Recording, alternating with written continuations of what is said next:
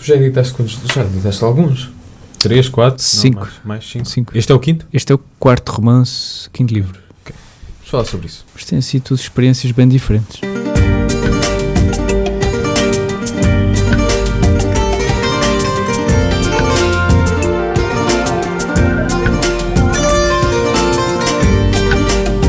Madragoas da Amália,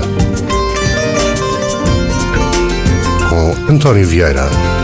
Muito boa noite, sejam bem-vindos a mais uma edição das Madragoas da Amália. É com enorme gosto que estamos cá para mais uma hora de conversa, desta feita com o escritor João Pedro Porto, é ele o convidado desta noite das Madragoas, vem falar-nos sobre o seu novo livro, que se chama A Brecha ou Brecha só, João? A Brecha. A Brecha. Tem um artigo. Tem um artigo. Tentaram, por acaso, muita gente aconselhou-me a retirar o artigo, mas porquê? Não sei, para simplificar. Bem, os designers depois da capa tinham a vida simplificada também, mas não, eu decidi manter o artigo porque foneticamente parece-me que faz um ABC, a brecha. A brecha, pois é giro. Eu prefiro a brecha. Brecha só não seria tão bom. Eventualmente também comecei a preferir. Muito bem, e é esse o livro sobre o qual vamos falar esta noite, mas antes disso eu quero que, aliás, eu devo confessar uma coisa, antes de começarmos a conversa, devo confessar que o João foi o primeiro autor em que eu fui buscar a Bertrand, ou seja, eu fui buscar o João a uma livraria, o que eu acho que tem um valor especial quando estamos a falar de um escritor. Ir buscá-lo a uma livraria para fazer a entrevista, acho que tem aqui quase um lado poético. Pelo menos deixa-me acreditar que sim, João. Poético, romântico, decadente, porque a minha dependência faz-me passar muitos tempos nas livrarias em geral. Portanto, é capaz de ser um bocadinho mais romântico ou dependente. Mas foi de facto uma coisa engraçada, até porque eu muitas vezes passo pelas livrarias para ver as novidades e acaba por ser também parte do trabalho deste programa, mas eu costumo dizer que às vezes vou à procura de convidados à livraria, mas de uma forma metafórica. Neste caso foi de facto literal. Foi de facto literal. E nós estávamos na conversa que estávamos a ter antes desta conversa, e eu disse que também o objetivo desta conversa era promover o livro, com certeza, mas também ficar a conhecer um pouco melhor o João. Por isso, João, eu quero que tu faças uma sucinta apresentação da tua pessoa, não querendo tornar as coisas demasiado infantis, tipo à escola. Olá, eu sou o João Pedro Porto, e gosto de fazer isto nos tempos livres e não sei o quê. Não sei, mas o que é que te apraz dizer sobre ti? Este ritmo seria um bocadinho mais clínica. Olá, o meu nome é João Pedro Porto, eu sou dependente de livros. Exato, e de escrita, não é? E estou cá para ver se cura a dependência. Olá, João Pedro. Mas diz-me coisas, o que é que tens andado a fazer para que os meus ouvintes também Este seria o trabalho de um locutor competente, mas eu normalmente passo a bola para o próprio convidado para que ele se apresente a si próprio. Eu tenho feito muita coisa diferente. Eu gosto de ser eclético, então tenho distribuído por várias coisas. A minha vida começou muito cedo no mundo musical, no mundo do conservatório, que foi provavelmente onde eu vivi mais tempo. Depois, em casa, vivia na biblioteca, portanto alternava um pouco entre esses dois mundos, basicamente só entre esses dois mundos. Depois, quando fui vim estudar aqui para Lisboa e decidi estudar psicologia clínica no Instituto Superior de Psicologia Aplicada, porque estava apaixonado pela psicanálise, ainda estou. Não foi uma paixão que morresse, antes amplificou-se. E eventualmente conheci pessoas extraordinárias, uma delas o diretor na altura, o Frederico Pereira, que depois começou a ligar a psicanálise, a fazer a conexão da psicanálise com a literatura. E eventualmente as pessoas durante o curso diziam: olha lá, não podes escrever dessa maneira num relatório clínico, não é? Mas dito isso, está bem escrito, portanto vê lá se escreves outras coisas. Já havia ali uma escrita literária? Nesses relatórios? Não sei, mas é capaz. Pela crítica é capaz, pela má crítica é capaz. E então, quando saí do curso, voltei para os Açores. Nos Açores meti-me numa outra data de coisas. Ajudei a desenvolver o primeiro colégio privado com ensino transversal dos 13 aos 18, salvo erro. E escrever o projeto educativo para isso. Depois saí deste projeto e entretanto tenho-me mantido sempre a fazer clínica privada. Estás então, a tua área é psicologia? É psicologia, sim, é psicologia. Só que a clínica privada permite-me ter tempo para escrever e para ler. E essa eu não posso dizer que essa é a minha paixão, porque eu tenho muitas. Tenho imensas paixões. Mas... Consideras-te um privilegiado por ter esse tempo para ler e para escrever? Sim, às ou vezes, achas às vezes que quando as traduz... pessoas... desculpa interromper-te, Sim. ou achas que quando as pessoas dizem que não têm tempo, estão na verdade a arranjar uma desculpa? Eu acho que sim, porque eu também, se quiser, não tenho. Eu também não tenho tempo. E isso acontece imensas vezes e eu tenho que me focar, porque eu não tenho método. Eu não gosto de método, não gosto de estratégia, não é? Acho que o romantismo acaba infectando-me também por aí. Então não... Agora, de vez em quando, mesmo tendo tempo, não escrevo. E depois acabo escrevendo das 2 às 4 da manhã, ou às 5 da manhã, e quando a coruja da Minerva levanta voo, não é? Como dizia. E portanto, não sei, o tempo faz-se também. O tempo faz-se. A nossa noção de tempo é modulatória, portanto, o tempo faz-se, se nós quisermos. João, tens encontrado mais respostas na psicologia ou na literatura? Nos 2 sítios, provavelmente. E em outros sítios, em todos os sítios. Eu acho que o truque de se estar vivo é exatamente esse. Ainda bem que disseste isso, António, porque o truque é procurar respostas, não é? E se nós pararmos de procurar respostas, o sentido para também. Não nos podemos, de alguma maneira, e este pode ser um dos problemas do nosso tempo, ou não, corrijo-me se estiver enganado, também quero ouvir a tua opinião, mas não há o perigo de nos viciarmos na procura? E mesmo quando encontramos respostas, acabamos por rejeitá-las, porque queremos continuar a procurar? Isso é capaz de ser o único vício mesmo inerente à nossa condição de pessoas. Uhum. E se for esse o vício, também não acho que seja dos piores. Não é um mau vício? Não, nós estamos por aí com tantos outros maus, que esse não será dos piores. Será talvez o mais frustrante, não é? Mas não será o pior. João Pedro Porto, convidado esta noite das Madragoas, estamos à conversa a propósito do novo livro, um romance.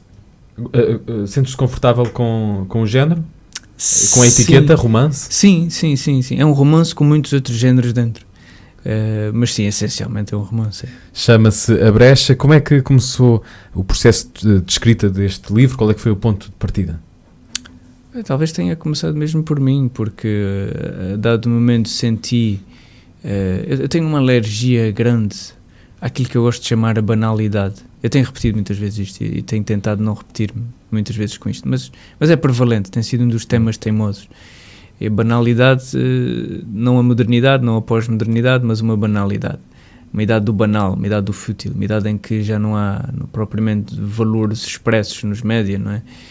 Não há líderes verdadeiros no mundo, não há ícones, não há ídolos verdadeiros, senão aqueles mais parecidos com fast food, não é? Que cedo desaparecem e dão lugar a outros. Na música a mesma coisa também, não é? Eu até tenho alguma alergia a isso, e o personagem do livro também a tem, e tudo começa por aí, por ele ter essa alergia, tentar criar alguma coisa de novo, ser difícil em fazer alguma coisa de novo, e eventualmente contentar-se em fazer um traço negro, tipo uma linha de horizonte, mas em vez de ser um horizonte horizontal, é um horizonte vertical. E às tantas repara que esse traço está na parede, esse mesmo traço está na sua parede, e repara que esse traço na parede não é um traço, mas sim uma brecha que chega ele à conclusão própria que levará para um lado qualquer, para um sítio qualquer, assim como a sua janela. A janela também leva para um lado qualquer, mas aquele era escuro, ali naquele escuro poderia conter tudo. Eu costumo dizer que à luz há apenas aquilo que lá está, não é? No escuro há tudo. Nós podemos pôr tudo no escuro. Ele põe-se tudo no escuro. Ele entra pela brecha e a aventura começa por aí. A aventura depois é uma coisa algo complexa. Esse homem não tem nome. Ao princípio não tem nome. Pode ser qualquer um de nós. E é qualquer um de nós. E eventualmente toma nome para si, e há uma grande reviravolta alguns na narrativa depois que nos toca talvez como portugueses, e nós entendemos na realidade quem era esse homem, mas não posso dizer. Há um lado de fantasia no teu romance? Esse mergulho na brecha é um mergulho literal. Sim. Há um grande lado de fantasia. Não sei se será tão de fantasia quanto de surrealismo, e não sei se os dois serão o mesmo. Uma das minhas grandes referências é o Boris Vian, E talvez se nós mostrarmos o Boris Vian com o Jorge Luís Borges, por exemplo, acabemos com uma fantasia desse género, não é? Uma fantasia em que realmente tudo é ficção, mas tudo é metáfora também para uma outra realidade. A Brecha, novo livro do João Pedro Porto, ele o convidado esta noite das Madragoas. Claro que, como habitualmente, além da conversa, temos também a oportunidade, porque nos entusiasma, obviamente, de ouvirmos alguns fados, e vamos começar com a voz da Cátia Guerreiro e o tema que dá nome ao disco, o último disco da Cátia Guerreiro. Falando assim, parece que saiu ontem, mas já lá vão quase 3 anos, o tempo passa num instante. Vamos ouvir então a faixa título, Até ao Fim. Intensamente, amor, intensamente, ponho na minha voz esta saudade que é feita de futuro no presente e na ilusão é feita de verdade. Intensamente, amor,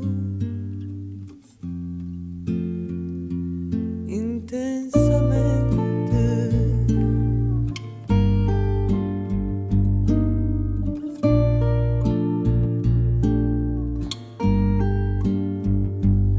Desesperando, amor, desesperando, por mesmo assim eu não te dizer tudo, mesmo ao lembrar-me de onde e como e quando teu coração mudou, mas eu não mudo, desesperando, amor,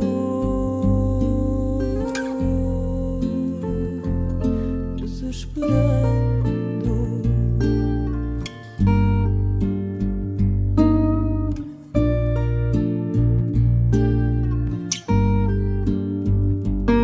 Até ao fim, amor, até ao fim do mundo, tal qual Pedro e Inês. Aqui te espero, aqui me tens a mim, neste mísero estado em que me vês. Até ao fim, amor,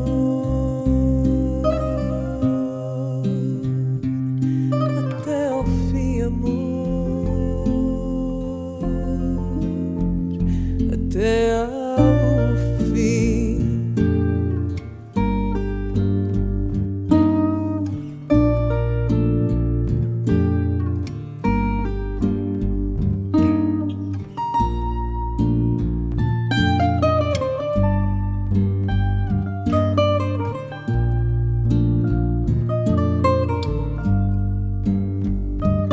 Até ao fim, amor, até ao fim do mundo, tal qual Pedro e Inês.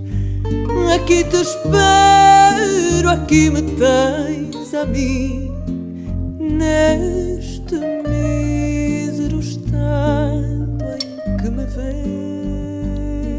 Até ao fim, amor, até ao fim, amor, até ao fim.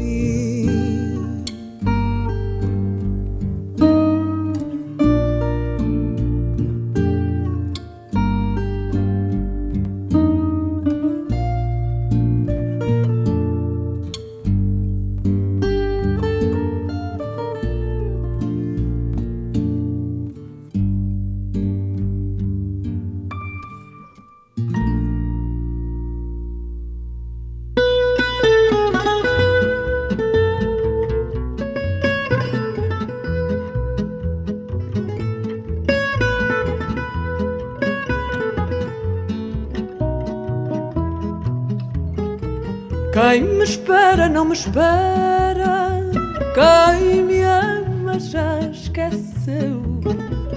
Quem me toca dilacera esta estranha primavera que o mês de maio me deu. Quem me toca dilacer esta estranha primavera que o mês de maio me deu? Eu já nem sei o que tenho, se febre, se mal ruim. Se este sentimento estranho de não ser de onde venho comigo longe de mim. Se este sentimento estranho de não ser de onde venho comigo longe de mim. E assim fico sentada com as algas a boiar, de queixo na mão pousado ao meu barquinho parado sem porto para ancorar. De queixo na mão pousado ao meu barquinho parado sem porto para ancorar.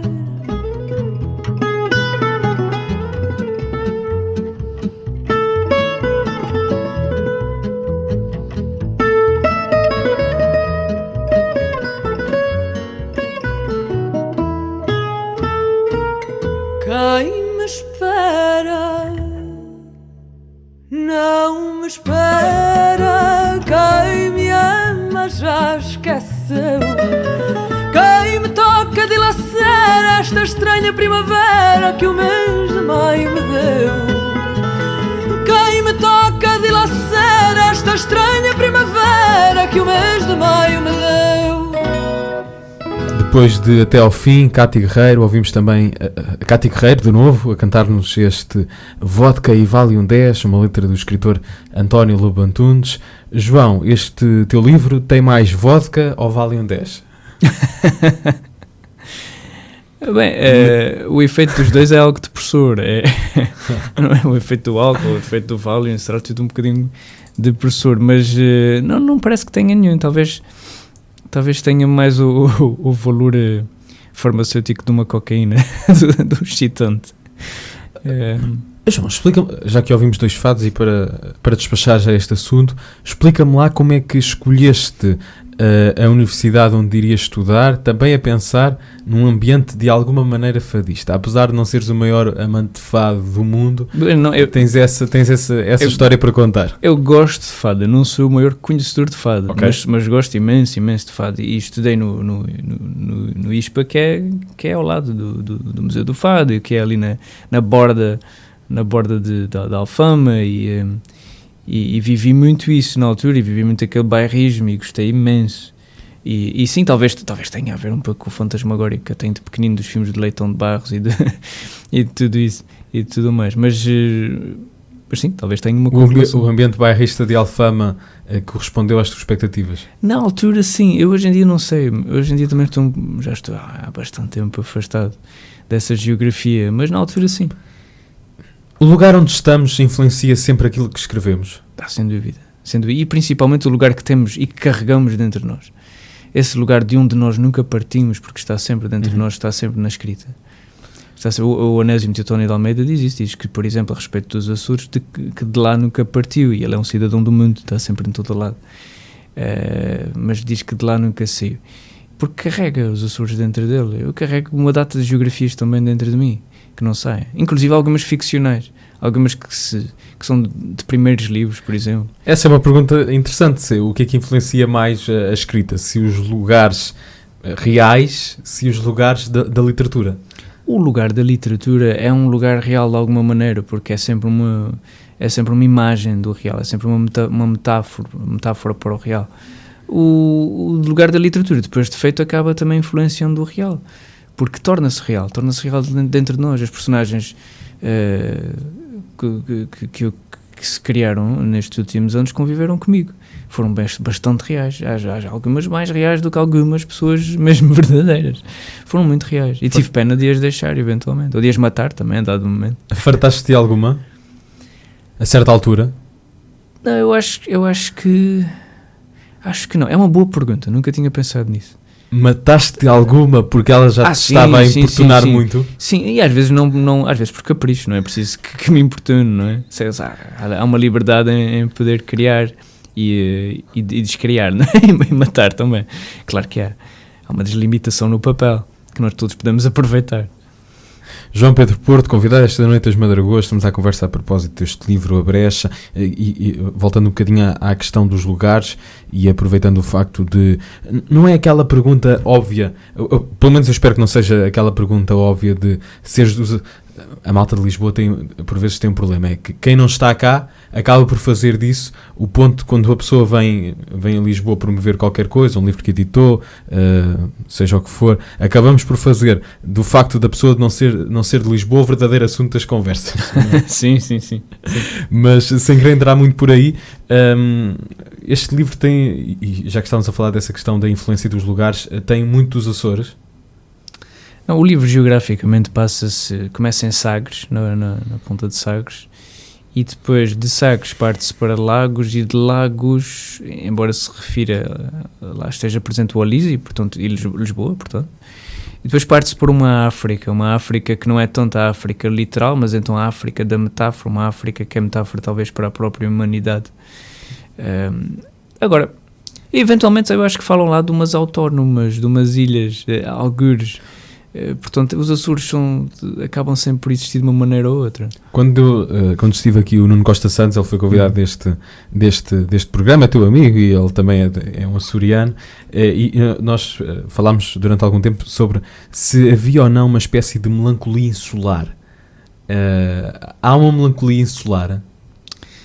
Há sempre uma... Existe uma melancolia de quem vive na ilha, que a própria ilha, o próprio contexto geográfico favorece? A ilha, pelo menos a minha, São Miguel, tem um contexto geográfico e também meteorológico que nos empurra talvez por uma melancolia, sim, e por o facto também de haver uns contornos culturais lá que são claramente melancólicos.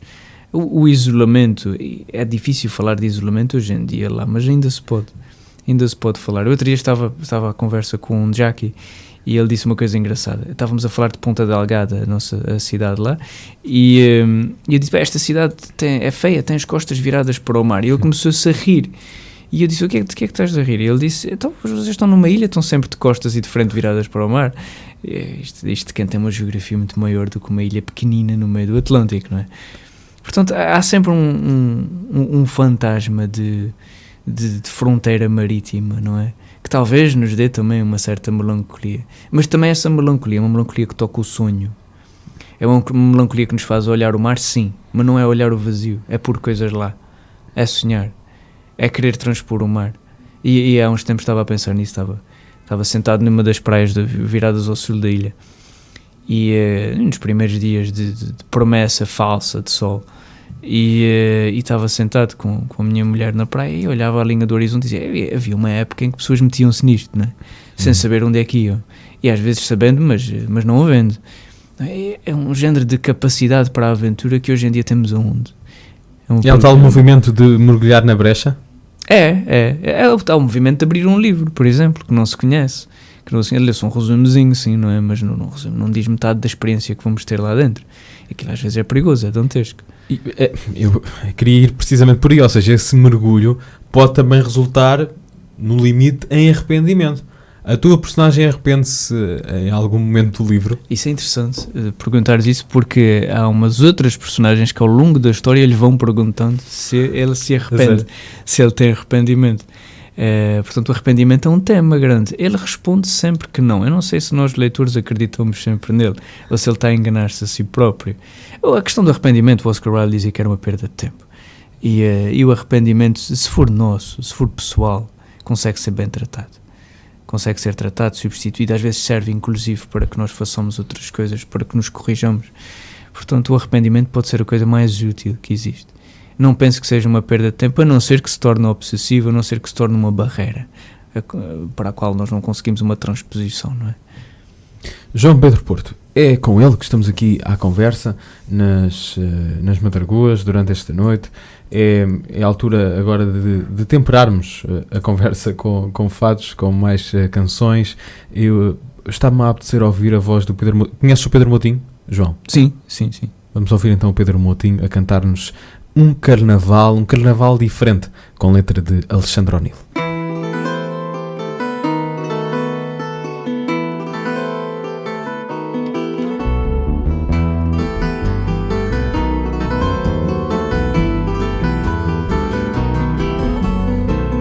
Vem ao baile, pelo braço ou pelo nariz. Vem ao baile, e vais ver como te ris. Deixa a tristeza roer as unhas do desespero.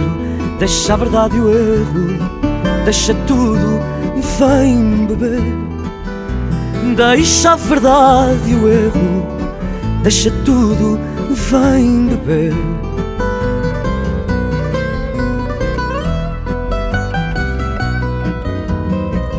Vem ao baile das palavras que se beijam, desenlaçam. Palavras que ficam, passam, como a chuva nas vidraças. Vem ao baile ou tens de ver e perder-te nos espelhos. Há outros muito mais velhos que ainda sabem sorrir. Há outros muito mais velhos que ainda sabem sorrir.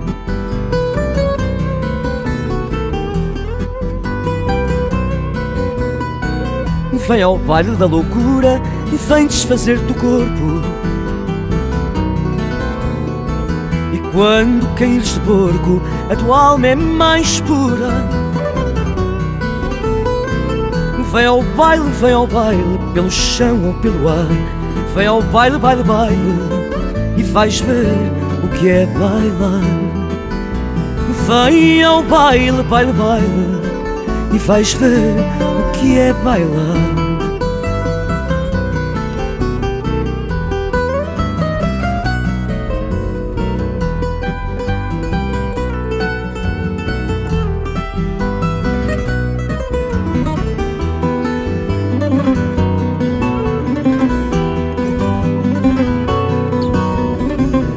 Vem ao baile, e vais ver o que é bailar.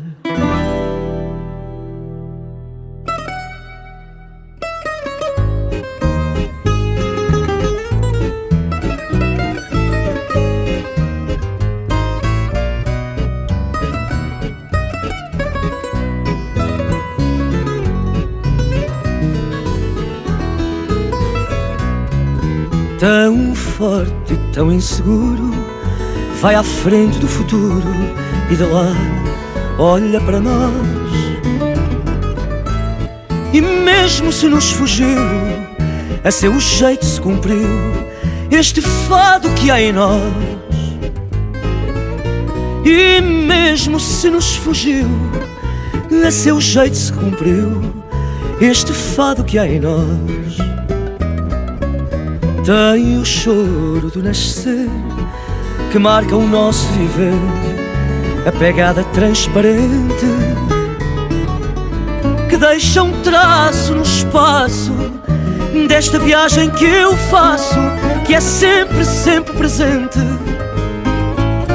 Que deixa um traço no espaço desta viagem que eu faço, que é sempre, sempre presente. É irmão da dor, do pranto que nos desfaz no seu manto. Não há choro mais atroz. Ri de si em tom menor, é no fundo sedutor este fado que há em nós. Ri de si em tom menor, é no fundo sedutor este fado que há em nós. E é isto que o fado tem, tempo de sermos alguém, mesmo que corra veloz. Traz o laço que nos prende àquilo que não se entende no outro lado de nós. Traz o laço que nos prende àquilo que não se entende no outro lado de nós. Depois de um carnaval, também este O Fado em Nós. Pedro Moutinho, de novo, aqui nas Madragoas, numa noite em que eu converso com o João Pedro Porto. Ele editou o livro A Brecha e está aqui nas Madragoas para nos falar sobre isso. É o teu quinto livro? Quarto romance, é isso? Sim, é o meu quinto livro, porque editei a dada altura um conto em formato de livro, okay, com a produção do Eduardo Betancourt Pinto. E sim, é o quarto romance, se bem que quarto romance muito diferente. Eles todos têm sido muito diferentes. Mas há algo em comum entre este livro e os anteriores. outros. Falávamos também há pouco de uma ideia de universo Sim, da que é tua obra. é uma coisa que me dá imenso gozo. Eu penso que o outro dia eu vi o Gonçalo M. Tavares a dizer o mesmo. Esta criação dos universos acabam-nos dando um gozo e uma vida paralela quase dentro das nossas cabeças, não é? O universo em comum existe. Eu acho que existem geografias, lugares, pessoas, citações. Uma vez numa entrevista disseram, tem aqui uma citação que eu não encontrei em lado nenhum, e eu disse, pois não existe. Mas esta pessoa quem é? Eu disse, é uma personagem de outro livro. E isto acontece. O nosso escritor Urbano Betancourt também tem um Gregório, que é um personagem dele que surge e que faz citações dele próprio e tudo, e que também não existe, é ficcional. E, portanto, esta questão do universo é muito interessante e dá-me imenso gozo. Neste livro, este livro faz conexão com os outros todos, embora não seja necessário ler os outros para percebê-lo, para entendê-lo e para viajar nele, de tudo, aliás. E são pequeninas conexões, são coisas que têm que ser procuradas à lupa, mas lá estão. Esta personagem, à medida que o livro vai avançando, e isto, eu já admiti aqui isto várias vezes, portanto posso admitir, eu não li o livro, por isso as minhas perguntas são perguntas são boas perguntas. De alguém que quer ser, enfim, convencido a ler o livro, quer ficar com essa boa curiosidade para ler o livro todo. Estás-me a convencer, João, devo dizer, sinceramente. Mas explica-me, há aqui uma estrutura narrativa mais tradicional, não? Como é que é? Depende do que nós entendamos por tradicional. Como eu disse, é um livro de género romance, mas com muitos géneros dentro. E a orgânica do livro é muito diferente. Ele divide-se em 4 tomos. 2 deles são narrativa, como dirias, mais tradicional. Um deles é uma peça de teatro. Peça de teatro. Assim como o Melville fez no Moby Dick, não é? Que a dado momento entramos por uma peça de teatro. E um 4º tomo é escrito em verso, mas um verso muito diferente, sem métrica, sem nada disso. É um género de contra-epopeia, o fim. E esse 4º tomo, que é o último, conta toda a história do livro de outra maneira. E nele temos diferença. Portanto, a história é contada de maneira diferente, é quase como se fosse uma outra. E o próprio personagem... nesse último tomo, com uma linguagem diferente, o próprio personagem pensa diferente? O próprio personagem pensa diferente através do narrador, porque o 4º tomo é feito na voz de um narrador. Penso eu acho que ele tudo é na voz de um narrador. Sim, ele pensa de maneira diferente, comporta-se de maneira diferente, inclusive contradiz-se, faz coisas diferentes. Há relatos de coisas, da mesma coisa, completamente diferentes. O que é interessante porque toda a história é feita desta maneira, não é? Essa escolha de géneros foi uma escolha consciente? Foi algo que a própria escrita trouxe? Como é que foi? Como é que se passa de repente de uma narrativa mais tradicional para uma peça de teatro e depois para uma linguagem mais poética? É uma pergunta interessantíssima. Eu acho que comecei a escrever o livro usando o verso e o épico, o contra-épico, se quisermos. Eu comecei por essa estrutura. Em jeito de quase organograma, não é? Quase de ter um esquema do próprio livro, tudo, da história toda. E depois comecei com a narrativa. A peça de teatro. O teatro tem surgido de vez em quando. Eu sou um grande fã de teatro. E eu acho que o teatro consegue amplificar o drama, se nós quisermos. Portanto, e consegue também fazer com que a leitura, a dado momento, seja muito fluida, consiga fluir de uma maneira mais rápida, não é? Para chegarmos do primeiro tomo ao terceiro. Passarmos por um interregno, porque no fundo aquilo esta peça funciona como um interregno que vai dar sentido ao terceiro, mas é um interregno rápido. O teatro consegue-se ler de uma maneira mais corrida. Portanto, permite uma orgânica, que passa a redundância, muito orgânica, não é? Okay. Muito visceral, muito própria de sístole, de bater do coração, que nem sempre é igual, não é? De enchimento de pulmões, que nem sempre é igual, ritmos diferentes. E eu tinha uma pergunta genial para te fazer. Não era genial. Mas tinha uma pergunta para te fazer que de repente fiquei a ouvir-te e esqueci-me da pergunta. De qualquer das formas, eu espero lembrar-me. Hoje converso com o João Pedro Porto, nesta Noite nas Madragoas. Estamos à conversa a propósito deste livro que se chama A Brecha. Todos os livros são uma espécie de investigação, não é? Que conclusões chegaste no final deste livro, até acerca de ti próprio, coisas que desconhecias e que no final do livro acabaste por concluir e por ficar a conhecer? Eu tenho tendência de escrever sempre um livro que eu tenho vontade de ler e reler e de voltar imensas vezes ao livro. Há autores que dizem que não regressam aos livros. Não, dizem que não regressam. Às vezes é mentira. A maior parte das vezes isso é mentira. Não regressam. Se calhar até às vezes têm medo de regressar, mas... Não, eu regresso muitas vezes. Eu escrevo porque eu quero que aquele livro exista, eu quero lê-lo. E, portanto, eu leio de vez em quando e descubro sempre coisas novas. E isto para dizer que sim, foi um trabalho de investigação, porque descobri... Eu senti-me muito apaziguado na leitura deste livro. É um livro muito existencialista, é um livro de uma pessoa que procura sentido e que encontra, no fim, a sua visão para um sentido da vida. O livro acaba com uma visão muito própria de qual é o sentido da vida, e é uma visão que me é muito particular, que me apazigua muito e à qual eu preciso de voltar várias vezes. Preciso de me relembrar que o sentido da vida será talvez aquele. As pessoas podem encontrar um sentido para o sentido da vida neste livro? Isso seria pedir demasiado. Não, quer dizer... Eu suponho que qualquer pessoa pode encontrar o que quiser em qualquer livro, sim, sem dúvida nenhuma. Bem, podem encontrar muitas perguntas, podem se calhar até encontrar outras perguntas que não estão à espera. Respostas eu espero que sim, mas não conto com isso, né? Mas espero que sim, é possível.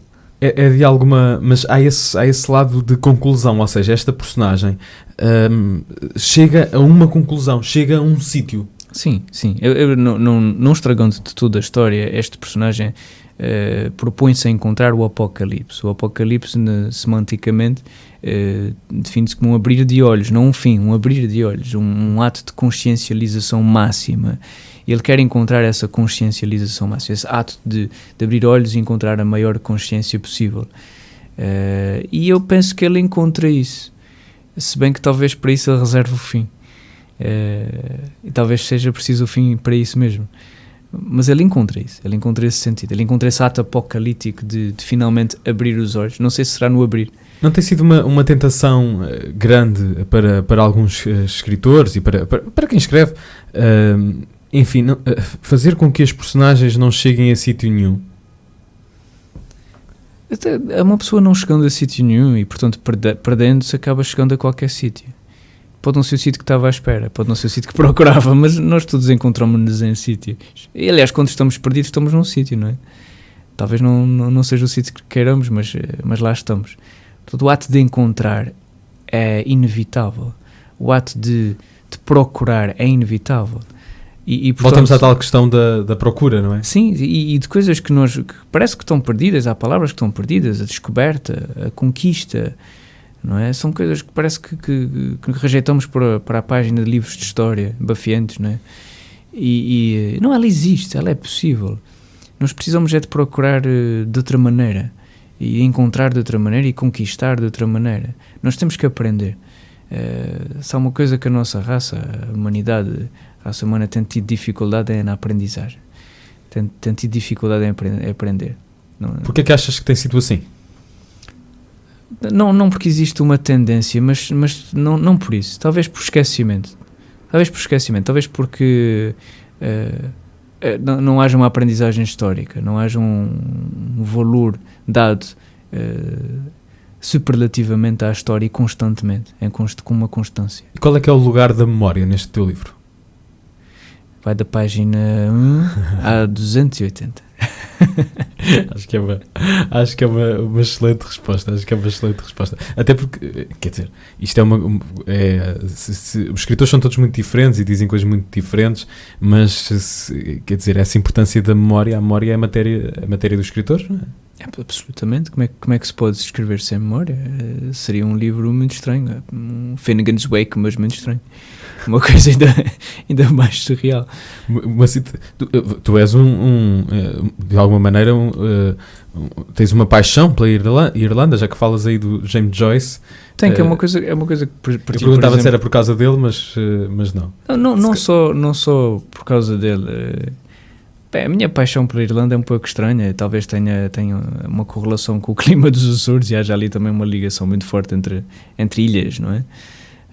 Entre maneiras de ser, mas eu acabo tendo uma ligação com muitos sítios.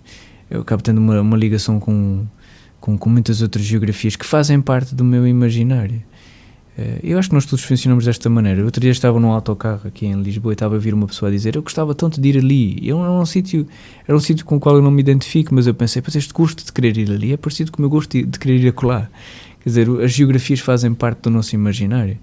E os livros, por exemplo, se fomos gracejados com livros quando éramos crianças, constroem esse imaginário. Constroem imenso.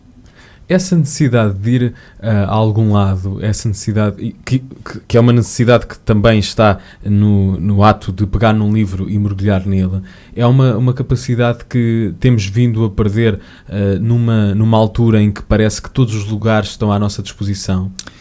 A globalização tem ameaçado muito isso, essa coisa do parar, do saber estar, se bem que o parar indo, não é, através de qualquer coisa, não é mau, não é mau. A globalização realmente é uma ameaça a isso, mas eu penso que talvez se nós encontrarmos maneiras diferentes, módulos diferentes, veículos diferentes, nós conseguimos fazer as mesmas coisas que nos estão no sangue, não é, que nos estão na carne, os mesmos ímpetos. És um fã das novas tecnologias, João?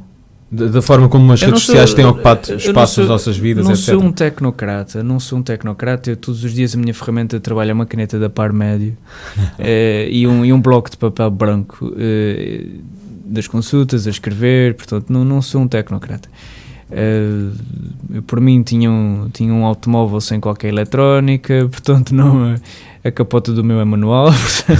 Eu não sou propriamente um tecnocrata. Dito isto, eu aprecio as novas tecnologias. Agora faço um exercício consciente para não me deixar perder nelas, não me virtualizar completamente. Eu acho o corpo, acho o físico extremamente importante, o que é físico, o que é palpável, e nós andamos-nos a perder um bocado no virtual, sim. João, queres acrescentar mais alguma coisa a propósito do teu livro A Brecha? Tens aqui alguns minutos ainda, se quiseres dizer alguma coisa que faltou mesmo dizer, aproveita agora. Não, eu espero que não ter dito mais. Eu espero, não. Eu espero que tenha deixado muita margem para a pessoa descobrir, para o leitor descobrir o livro.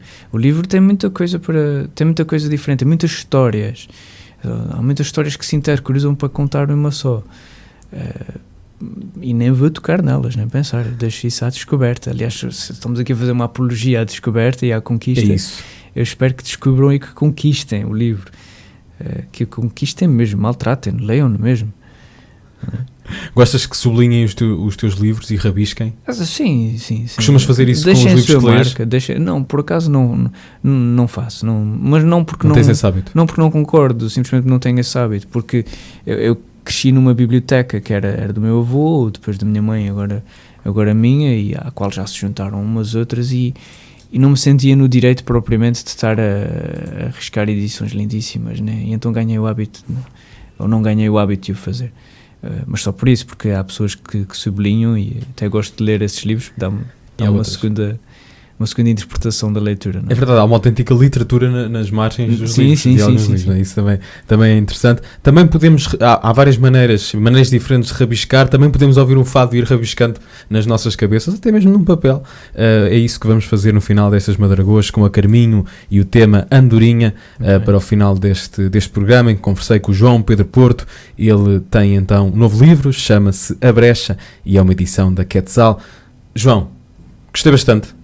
Estás sempre convidado a regressar aqui às Madragoas. Obrigado, será com gosto. E leiam o João Pedro Porto, que editou então o livro A Brecha. Até amanhã, um forte abraço.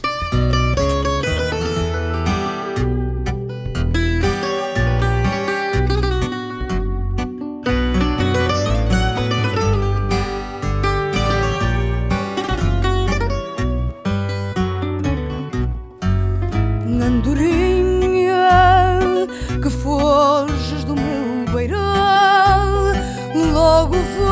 acho que afinal não há primavera em mim. Oh, andorinha, porque de tanta viagem, porque não fazes paragem no meu outono sem fim? Ah, andorinha, talvez tu tenhas razão. O que refaz o coração é a memória das flores. Andorinha, dás-me a ideia que o passado não é útil nem amado, por quem só viaja assim.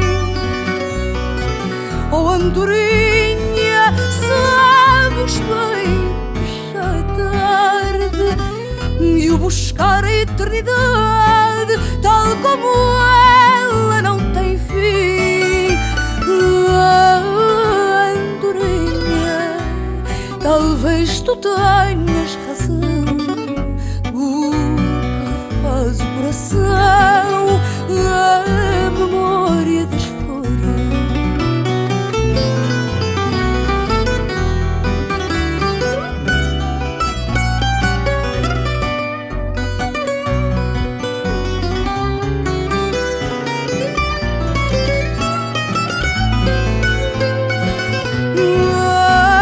Andorinha, talvez tu tenhas razão. O que refaz o coração